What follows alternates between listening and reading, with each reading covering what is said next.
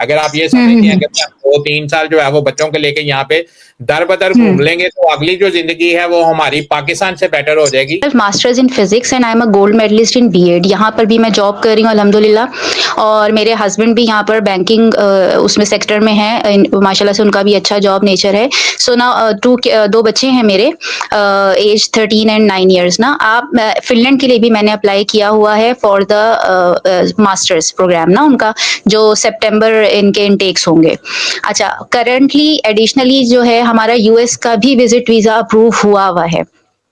मैं आपसे सिर्फ ये गाइडलाइन चाह रही हूँ कि सर जो आजकल के सिनेरियोस चल रहे हैं, आप क्या सजेस्ट करेंगे? Should we go for the US change over case, या मैं फिनलैंड को अप्रोच करूं इन बोथ द केसेस? आप मुझे क्या सजेस्ट करेंगे? क्योंकि यूएस के भी हालात ट्रम्प की वजह से बड़े अनसर्टेन से हुए हैं।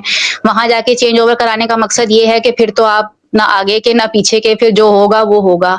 फिनलैंड में मैं यूं मूव करना चाह रही हूँ कि वहां मुझे एक बड़ा लीगल पाथवे नजर आ रहा है थ्रू, मतलब कहीं हमें डरने छुपने की जरूरत नहीं है। We are going on a straight way path ना। तो आप मुझे क्या सजेस्ट करेंगे कि should we go for the US और फॉर द यूरोप साइड? देखें विनीश, देखें, हमेशा से आपने अपनी ही मर्जी करनी है। इस तरह बंदे को जिंदगी में रिग्रेट नहीं होता, क्योंकि ये लाइफ टाइम प्लानिंग है। कोई 1-2 दिन 4 दिन हफ्ते 10 दिन आप विजिट पे नहीं जा रही, ये लाइफ को जो है वो आपने प्लान करना है, ऑर्गेनाइज करना है कल को।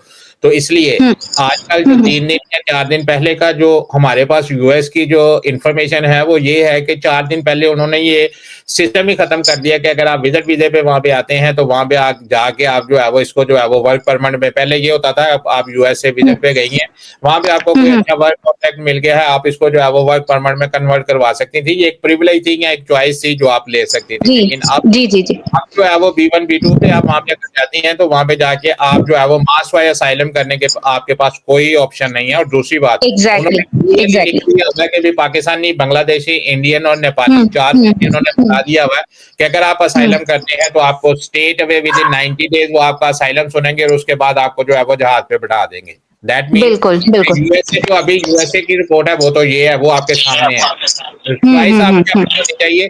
मेरे कहने पे आपने कुछ भी नहीं करना। दूसरी बात, जो अभी आपने फिनलैंड की बात की है, फिनलैंड के हालात जो है वो कोई इतने अच्छे नहीं है, क्योंकि वहां पे बड़ी सैचुरेशन है। फिनिश लोग जो है वो वहां पे बेरोजगार बैठे हुए हैं। लेकिन नो डाउट मैं खुद यहाँ पे बैठा हूँ, मैं ऐसे ही यहाँ पे कहूँ कि भाई यहाँ पे अगर आप 2-3 साल यहाँ पे सेक्रीफाइस करने के लिए रेडी हैं, अगर आप ये समझती हैं कि 2-3 साल जो है वो बच्चों को लेके यहाँ पे दर बदर घूम लेंगे तो अगली जो जिंदगी है वो हमारी पाकिस्तान से बेटर हो जाएगी। यहाँ पे दर बदर करने का मतलब ये है कि पाकिस्तान से अच्छी जिंदगी होगी, जिसको हम यहाँ पे दर बदर कहते हैं। आपके बच्चे जो है वो बिल्कुल अच्छे बिल्कुल। स्कूल में जाएंगे, एजुकेशन जी अच्छी होगी, वर्ल्ड क्लास जी। एजुकेशन होगी, बच्चों को जो है वो मेडिकल अवेलेबल होगा। लेकिन आपको पेपर हासिल करने के लिए यहाँ पे 3 चीजें हम अक्सर हम लोगों को बोलते हैं, पता नहीं आप हमें रेगुलर देखती हैं कि नहीं। 3 चीजें हैं। जी जी यहाँ पे पहले जी। आपने आना कैसे है वो आपने खुद ही बता दिया कि भाई मैं विजिट वीजा मैंने जो है वो फिनलैंड का अप्लाई किया हुआ, मैं जो है वो फिनलैंड आ सकती हूँ। सेकंड नहीं ऑप्शन सर, जो है, मैंने स्टूडेंट वीजा अप्लाई किया हुआ है सर, अपने मास्टर्स प्रोग्राम के लिए। ठीक है, आपने जो है वो जी स्टूडेंट वीजा फिनलैंड में अप्लाई किया हुआ, ठीक है। जी जी आप जी अप्लाई करेंगी, पूरी फैमिली को आप साथ लेके आ सकती हैं, जी डिपेंडेंट जी। को लेके आ सकती हैं। दूसरी ऑप्शन ठीक। क्या है? स्वीडन, अगर आप फिनलैंड में आती हैं, अगर आप फिनलैंड में आती हैं तो फिनलैंड में आप स्टडी करने के लिए आएंगी, आपको एक एग्रीमेंट मिलेगा, उसके लास्ट पेज पे लिखा हुआ होगा, after completion of your study you must go back in your country, your home country. ये एग्रीमेंट आपको होगा, एग्रीमेंट के ऊपर आप साइन करेंगी, एम्बेसी में प्रेजेंट करेंगी, फिर आपको वीजा मिलेगा। दैट मीन कि आप जो है वो आपके ऊपर ये लाजम हो गया कि स्टडी मुकम्मल करने के बाद आपको जो 18 महीने का PSW मिलेगा, इसके दौरान अगर आपको काम नहीं मिलता, आपका टेन्योर पूरा हो गया, आप अपने बच्चों को लेंगे वापस चले जाएंगे। राइट, ये ठीक है। राइट वे ये है। लेकिन ठीक हम हर बंदे को ये कहते हैं अगर आप यूरोप में आ गए तो आपके पास 2 ऑप्शन होनी चाहिए। एक ऑप्शन पे यूरोप में अब पेपर नहीं मिलेंगे। अगर आप फिनलैंड में आ जाती हैं, फिनलैंड में आए, आप अपने सेकंड ऑप्शन के ऊपर सोचे कि भी हम फिनलैंड में रह के कहाँ पे पेपर ले सकते हैं, वहां के पेपर भी सामने हैं। अगर आपका वहां पे जो है वो सर्वाइवल है तो ठीक है, नहीं तो जैसे ही आपको दूसरे मुल्क के पेपर मिले, फिनलैंड को छोड़ें, अपने टारगेट के ऊपर चले जाएं, वहां पे जाके यूरोप की कोई स्किल सीखे और किसी अच्छी कंट्री में सेटल हो जाए, लाइक जर्मनी। ये प्रैक्टिस है जिसके ऊपर चल के आप यूरोप में सेटल हो सकती हैं। लेकिन अगर आप ये कहेंगे कि आप जो है वो यूएसए में चले जाएं, यूएसए से कनाडा चले जाएं, जैसे पाकिस्तान में वहां पे एजेंट हजरात जो है वो ये लोगों को जो है वो सबज बाग दिखाते हैं ना।